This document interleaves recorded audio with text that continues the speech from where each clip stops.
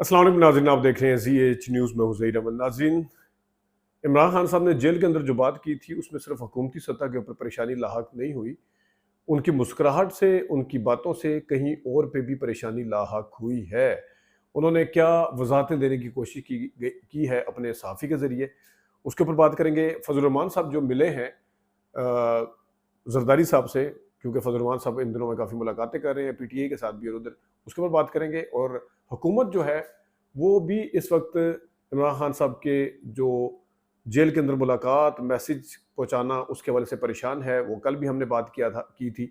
लेकिन जो इमरान खान साहब की एक और बात थी, जैसे मंसूर अली शाह को लेके, या एक अदालती पैकेज जुडिशरी के हवाले से जो पैकेज कौमी असम्बली में मंजूर करवाने की कोशिश की जा रही है, उस पर जो इमरान खान साहब ने एक खदशा जाहिर किया था, उस हवाले से हुकूमत ने एक वाज़ेह मौक़िफ़ दिया है, उसके ऊपर भी बात करते हैं।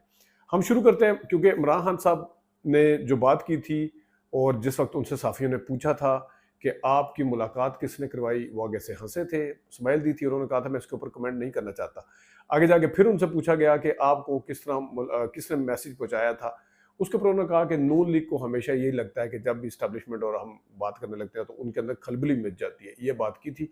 तो उनकी स्माइल और मुस्कुराहट को लेके जो वो कोर्ट रिपोर्ट, वो वाले रिपोर्टर थे जो इमरान खान साहब को डेला जेल मिलने गए हुए थे, उन्होंने आगे हर जगह बीपर भी दिए, प्रोग्राम के अंदर भी डिस्कस हुआ, तो ये टॉक ऑफ द टाउन बन गया उनकी स्माइल। और फिर शाम तक इरफान सिद्दीकी और राना सनाउल्लाह साहब कुछ कहते हुए नजर आ रहे थे। और ये तो कहते हैं ना कि पीटीआई के अंदर तकसीम है, पीटीआई के सफ़ों में अलीमा खान कुछ कह रही हैं, तो यहाँ पे वाज़ेह तौर पर सिर्फ इस एक मुस्कुराहट और एक उससे राना सनाउल्लाह कुछ कहते नजर आ रहे थे, इरफान सिद्दीकी कुछ कहते नजर आ रहे थे, और उसके मुकाबले में अता तारिड़ और बैरिस्टर अकील मलिक कुछ और कहते हुए नजर आ रहे थे। तो अब जब ये सारा कुछ हुआ तो उसके बाद फिर कामरान शाहिद साहब को समझा जाता है कि वो इस्टेब्लिशमेंट के काफ़ी करीबी साफ़ी हैं, उनमें से एक हैं। इसी तरह मुन्नी फारूक को भी समझा जाता है। तो कामरान शाहिद साहब ने एक ट्वीट की, उन्होंने कहा कि क्रेडिबल सोर्सेज ने, जो इस्टेब्लिशमेंट के अंदर क्रेडिबल सोर्सेज हैं उनके, उन्होंने बताया कि इमरान खान साहब जो हैं उन्होंने, उनको कोई पैगाम नहीं पहुंचाया गया, कोई इस तरह की चीज़ नहीं हुई, ये सिर्फ फेस सेविंग है।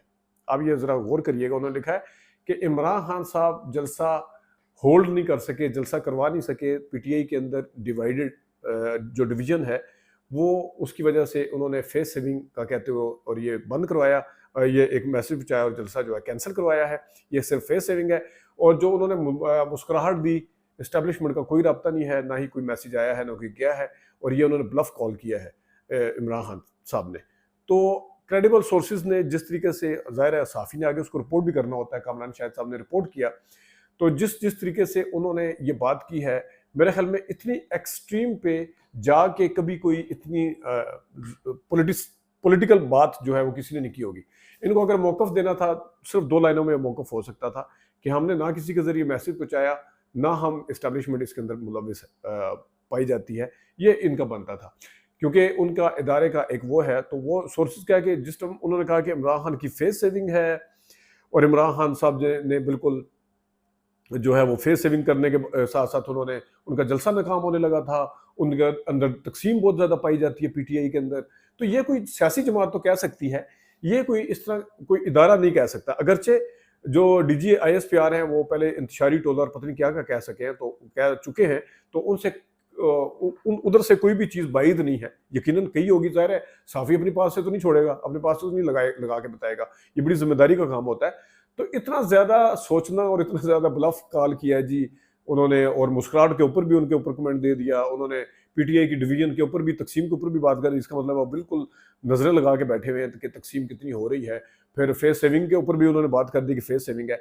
ये सारी चीज़ें अपनी जगह पे। पहली बात तो ये है कि जब अमीन फ़हीम मुशर्रफ साहब से मिल रहे थे, तो क्या उस वक्त की इस्टेब्लिशमेंट ने माना था कि राब्ते अंदर जारी हैं, या बेनज़ीर ने जिस वक्त मुशर्रफ से रब्ता किया था, तो क्या इस्टेब्लिशमेंट ने उस वक्त माना था? उस वक्त डिनाइल बोर्ड में थे।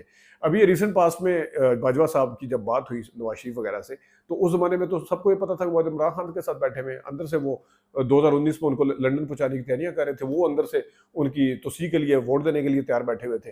लेकिन उस टाइम तो सारे डिनाइल में थे, वो तो सारे कह रहे थे कि बस हुकूमत और इस्टेब्लिशमेंट एक पेज पे है, तो वो तो कभी भी माना नहीं जाता। पहली बात तो ये है। दूसरी बात, अगर वहाँ पे किसी किस्म का कोई राब्ता नहीं हुआ था, फिर हुकूमत के ऊपर बात आती है। हुकूमत तो कहती है कि इमरान खान के सहूलतकार जो हैं वो जनरल फैज़ हमीद थे। अब जेल के अंदर उन्होंने डिप्टी सुपरिटेंडेंट को भी हटा दिया है, तो अब कौन सहूलतकारी कर रहा है? क्या हुकूमत खुद कर रही है और खुद वो अंदर से पीटीआई के साथ मिलने की कोशिश कर रही है? तो नहीं हो सकता कि पीटीआई और जो दो एक मुख्तलिफ राहें हैं, वो जो कभी इस वक्त तक नहीं मिल सकती नून लीग और पीटीआई, तो वो उनके लिए क्यों रास्ते साफ करेगी कि वो मैसेज पहुंचाएगी।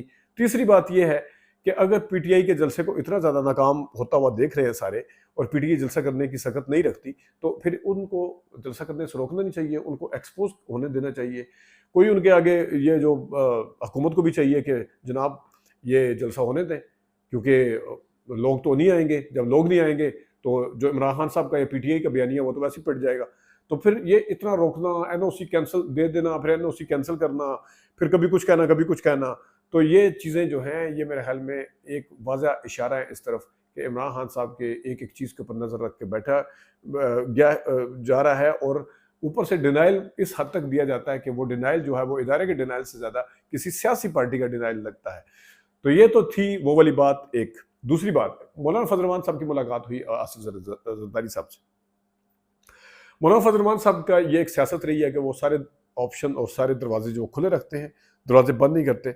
लेकिन आसिफ जरदारी साहब वो हैं जिनकी पार्टी ने आके केपी में जो मौलाना फजल रहमान साहब के रिश्तेदार गवर्नर थे गुलाम अली साहब, उनको हटाया है, फैसलुद्दीन कुंडी को बनाया है।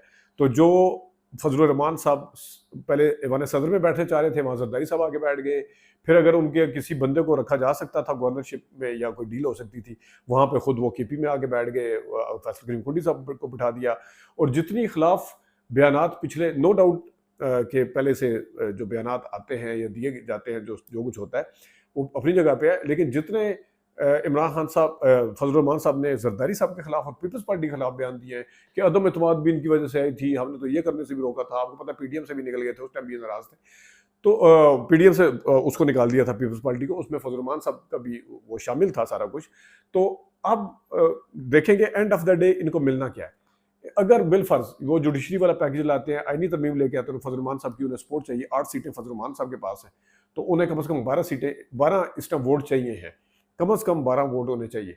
तो जब 12 वोट वो देने के पोजीशन में नहीं होंगे, देने की पोजीशन में तभी होंगे जब उनको इस चीज़ के ऊपर बिल्कुल वजाहत हो जाएगी, पक्का हो जाएगा कि हमें क्या दिया जा सकता है। अब जरदारी जो हुकूमत की बुनियाद के ऊपर तो कुछ उस तरह से नहीं दे सकते। कैबिनेट के अंदर शहबाज शरीफ ने फैसला करना है, आसिफ जरदारी ने नहीं करना, क्योंकि कैबिनेट में तो पीपल्स पार्टी नहीं है।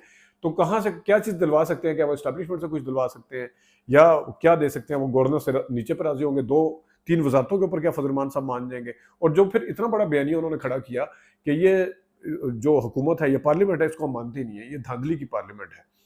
अब अगर ये धांधली की पार्लियामेंट है, इसी को जाके सपोर्ट करते हैं, इसी के जरिए से वो कानून साजी करवाते हैं या आइन में तरमीम करवाते हैं, तो फिर इसका मतलब है कि जिस पार्लियामेंट के ऊपर आप सवालिया निशान उठा रहे हैं, जिसको आप धांधली की पैदावार कह रहे हैं, उसको ऊपर जाके फिर वोट देना शुरू कर देंगे। जब वोट देना शुरू कर देंगे, खैर मौलाना फजल रहमान साहब के लिए तो ये नया नहीं है, वो कुछ भी कर सकते हैं, लेकिन इस टाइम चीज़ें रिकॉर्ड पे होती हैं, लोग याद रखते हैं। और बिल्कुल कोई ये नहीं है कि 88 में मौलाना साहब का क्या मौक़िफ़ था या 98 में क्या था, तो अब लोग भूल चुके होंगे।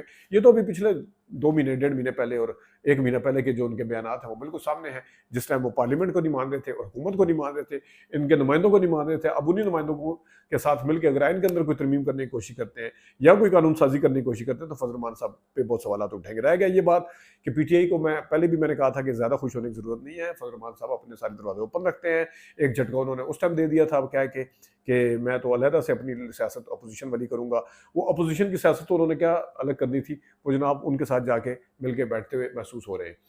तीसरी बात जो है वो अता तारड़ साहब और अकील मलिक साहब भी ये कह रहे हैं कि हमने रब्ता किया था, हमने अली मीन गंडापुर से रब्ता करवाया था, तो अली मीन गंडापुर ये था वो था।